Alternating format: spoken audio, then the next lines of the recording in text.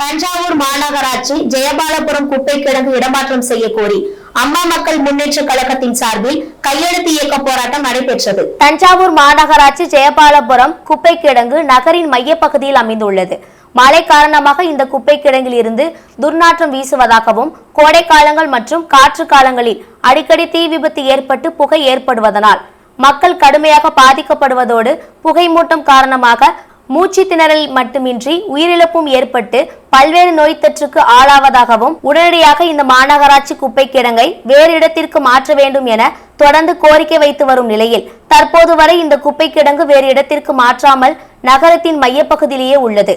இதனால் இதனை சுற்றி உள்ள ஆயிரக்கணக்கான வீடுகள் மற்றும் குடும்பங்கள், மண்டபங்கள், வழிபாட்டு தலங்கள் உள்ளிட்டவை உள்ளன. மக்கள் அனைவருமே கடுமையாக பாதிக்கப்படுவதாகவும், உடனடியாக நகரின் மையப்பகுதியில் உள்ள இந்த குப்பை கிடங்கை வேறு இடத்திற்கு மாற்ற வேண்டும் என வலியுறுத்தி அம்மா மக்கள் முன்னேற்ற கழகத்தின் சார்பில் அதன் துணை பொதுச் செயலாளர் ரங்கசாமி தலைமையில் கையெழுத்து இயக்க போராட்டம் அம்மா மக்கள் முன்னேற்ற கழகத்தினர் வீடு வீடாக சென்று பொதுமக்களிடம் கையெழுத்து வாங்கி தமிழக முதல்வர் கவனத்திற்கு எடுத்து செல்வதாகவும் தெரிவித்தனர்.